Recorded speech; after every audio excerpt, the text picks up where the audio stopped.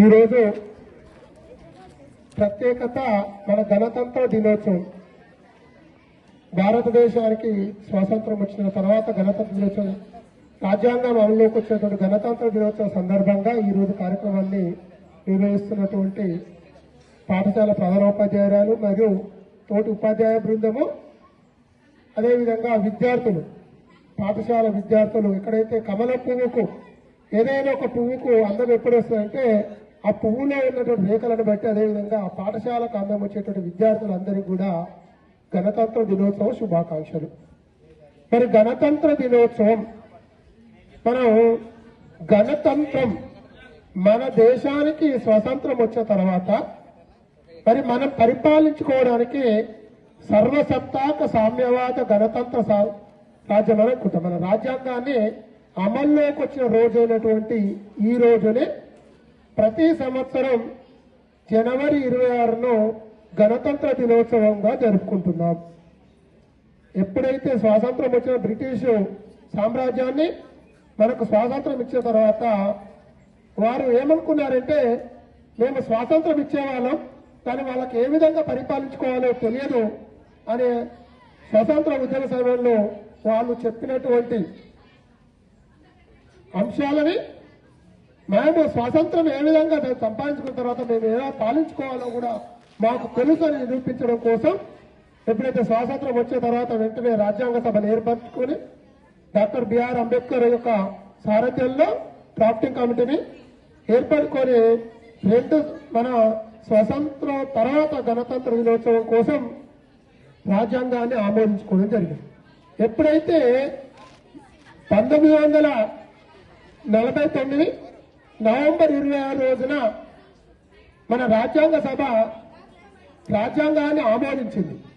ఎప్పుడైనా మనకు రాజ్యాంగాన్ని ఆమోదించిన తర్వాత మరి ఎప్పటి నుండి ఇన్ఫోర్స్లోకి వస్తుంది అని, ఎప్పటి నుంచి అమల్లోకి వస్తుంది అని చెప్పడం కోసం వచ్చేది 1950 జనవరి 26.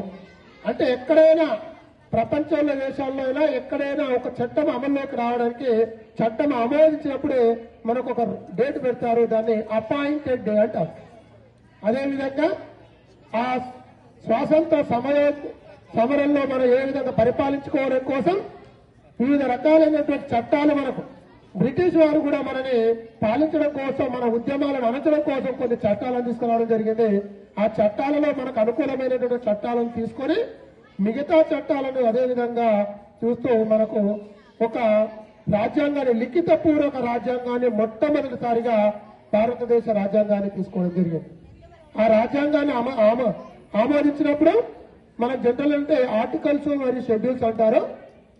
కేవలం మనకు 8 షెడ్యూళ్లు మాత్రమే ఉన్నాయి. కానీ ఆ 8 షెడ్యూళ్ళని 12 షెడ్యూల్, ఇప్పుడు ప్రస్తుతం ఉన్నటువంటి 12 షెడ్యూల్ ఉన్నాయి.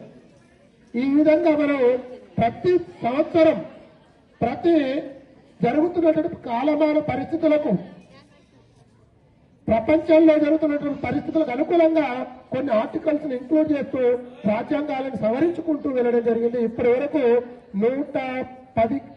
దాదాపుగా 110 రాజ్యాంగ సవరణలు జరిగి మనకి ఏదైనటువంటి మారుతున్న కాలమాన పరిస్థితులకు అనుకూలంగా మనం చేస్తున్నాం. అదేవిధంగా ఎక్కడైతే మనతో పాటు స్వాతంత్రం వచ్చినటువంటి, మనకంటే ఒక రోజు ముందుగా 1947 ఆగస్టు 14 రోజుల నుంచి 15-14 రోజుల నుంచి పాకిస్తాన్ చూసుకున్నాం. మన పాకిస్తాన్ ఏర్పడేటప్పుడే మన భారతదేశంలో ఒక అంతర్భాగం ఉన్నటువంటి పాకిస్తాన్ అంటే మహమ్మద్ అలీ జిన్నా అనేటువంటి ఒక పాకిస్తాన్ యొక్క అప్పుడున్నటువంటి మన భారతీయ నాయకుల యొక్క అనైక్యత యొక్క మత ప్రాతిపదికన మాకు ప్రత్యేక రాష్ట్రం కావాలని చెప్పి, దేశం కావాలని విడిపోవడం జరిగింది. విడిపోయిన తర్వాత అదే సమయంలో మనం భారతదేశం స్వాతంత్రం వచ్చే సమయంలో కొన్ని విదేశీ స్వదేశీ సంస్థానాలు మనకు బ్రిటిష్ ఇండియా పాటు స్వదేశీ సంస్థానాలను మన భారతదేశంలో విలీనం చేసేటప్పుడు మనకు కొనకరానికి ఎలా మారినటువంటి 3 స్వదేశీ సంస్థానాలలో ఒకటి పాకిస్తాన్, మన హైదరాబాద్, నెక్స్ట్ జునాగఢ్ అండ్ కాశ్మీర్. పాకిస్తాన్ ఇరిపోయిన కాశ్మీర్. ఆ సమయంలో నుండి ఆ రోజు నుండి మన పక్కలో బెల్లంగా ఉన్నటువంటి పాకిస్తాన్ ప్రపంచంలో ఉన్నటువంటి పెద్ద దేశం కానీ చెప్పుకున్నటువంటి అమెరికా కానీ చైనా కానీ వారి యొక్క కుయుక్తులతోనే మన భారతదేశాన్ని విచ్ఛిన్నం చేయాలని. అందుకని మనకి దీనికి ఏం చెప్తారంటే పాశ్చాత్య దేశాలను డీప్ స్టేట్స్ అంటారు. జియో పాలిటిక్స్ లో భౌగోళిక రాజకీయ పరిస్థితుల్లో చూసుకున్నట్లయితే డిప్లొమాట్ అంటే విదేశీ సంస్థానాలు, విదేశీ దేశాలతో సంబంధాలు చూసుకున్నట్లయితే మనం ఏంటంటే వాటిని అన్నిటి కూడా డీప్ స్టేట్స్ అంటారు. ఆ డీప్ స్టేట్స్ ఎప్పుడు కూడా ఏ దేశంలో కూడా ఒక ఎన్నికైనటువంటి ప్రభుత్వం ఉండడానికి వాళ్ళు అనుకూలించరు. అందులో ఉన్న ప్రధానంగా చూసుకుంటే CIA అనేటువంటి అమెరికన్ ఏజెంట్స్. ఆ విధంగా మనకి ఈ రోజు కాదు ఎప్పుడో ఒకసారి భారతదేశం అంతరించిపోతుంది అనేటువంటి సమయంలో కూడా మనం గొప్ప శక్తిగా భారతదేశం ఇప్పుడు ప్రపంచంలో ఒక అగ్రగామి శక్తిగా శాస్త్ర సాంకేతిక రంగాల్లో మనం చెప్పుకుంటున్నాం. ప్రధానంగా శాస్త్ర సాంకేతిక రంగాల్లో మనం వస్తున్నటువంటి పరిస్థితులకు అనుకూలంగా ఇప్పుడు మనం చూసినట్లయితే మనకు రక్షణ రంగంలో మనకు అనేక రకాలైనటువంటి రక్షణ పరిశోధన DRDO కానీ ఇస్రో కానీ మనకు చెప్పుకున్నట్లయితే అదేవిధంగా అణు పరీక్షలు నిర్వహించడం జరిగింది.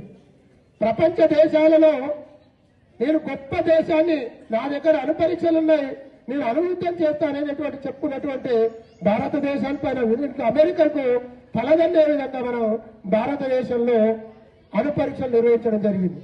అణు పరీక్షలు మనం అణుశక్తి రాజ్యాంగం ఉన్నప్పుడు అప్పుడు ఏంటంటే పోఖ్రాన్లో అణు పరీక్షలు నిర్వహించేటప్పుడు మనకు మొదటిసారిగా విదేశీ సంస్థలు అమెరికా కొన్ని ఆంక్షలు విధించింది. కానీ ఆ ఆంక్షలు తట్టుకొని కూడా మనం ఈరోజు ప్రత్యేకమైనటువంటి రాజ్యాంగం భారతదేశంలో ఆర్థిక పరిపుష్టిలో చూసినప్పుడు మార్పులకు, అదేవిధంగా ఈ మధ్యన మనం చూసుకున్నాం ఇస్రో అనేక రకాలైన మైలురాళ్లను ఇస్రో ఎక్కడ చూసుకున్నట్లయితే మన ప్రపంచంలో ఏ దేశానికి సంబంధించిన శాటిలైట్ అయినా పంపించాలంటే ఇప్పుడు ఒక ప్రపంచంలో అగ్రగామి దేశం ఏం కనిపిస్తుంటే మన ఇస్రో ఇంతకుముందుకు ఏంటంటే మన భారతదేశం ఇస్రో మన భారతదేశం యొక్క రాకెట్ లాంచింగ్ చేయాలంటే ఫ్రెంచ్ గయానాకి వెళ్ళేవారు.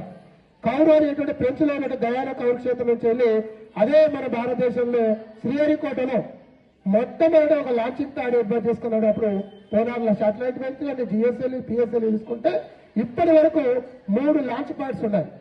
ఇవన్నీ కూడా భారతదేశం శాస్త్ర సాంకేతిక రంగాల్లో గొప్ప అభివృద్ధి చెందుతున్నటువంటి దేశంగా చెప్పుకోవచ్చు. అదేవిధంగా రక్షణ రంగంలో మొన్నటికి మొన్న మన ఆపరేషన్ సింధూర్ ఉగ్రముఖలు మన భారతదేశం పైన దండెత్తిన మన భారతదేశంలో సహజంగా కొట్లాడలేమనేటువంటి ఎప్పుడైతే బంగ్లాదేశ్ విడిపడ్డప్పుడు వాళ్ళకు అర్థమైపోయింది.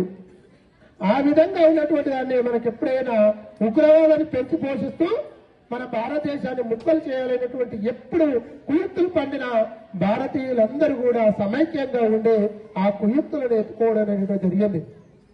ఆ విధంగా మన భారతదేశంలో మొన్న మన ఆపరేషన్ సింధూర్ అనే భారతదేశంలో ఉన్నటువంటి పహల్గాంలో ఉగ్రదాడి జరిగిన తర్వాత మనం అందరూ తెలుసుకుంటే ఒకటే నైట్ 2 గంటలకు 1 గంటలకు స్టార్ట్ అయింది పోయి వాళ్ళకు సంబంధించి ఉగ్రవాద స్థావరాలను కొట్టి రావడం జరిగింది.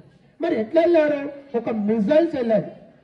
ఒక అంతర్జాతీయ సమాజంలో ఏంటంటే వాళ్ళ బార్డర్ దాటకుండా మనం మిజైల్స్ పోయి వాళ్ళు ఎక్కడుంటారో అక్కడే కొట్టి రావడం జరిగింది. పక్కకున్నటువంటి ఒక బిల్డింగ్ కూడా నాశనం కాలేదు. అంటే ఆ విధంగా కొట్టి రావడానికి ప్రధాన కారణం మనం చూసుకున్నటువంటి మన ఇస్రో యొక్క శాటిలైట్స్ అంత అక్యురేట్ గా అక్కడ మన శక్తి మూకలు ఎక్కడ ఉన్నాయనేటువంటి ఒక మిసైల్ కు గైడ్ ఇస్తే ఆ గైడెడ్ మిసైల్ పోయి అక్కడ కొట్టి రావడం జరిగింది.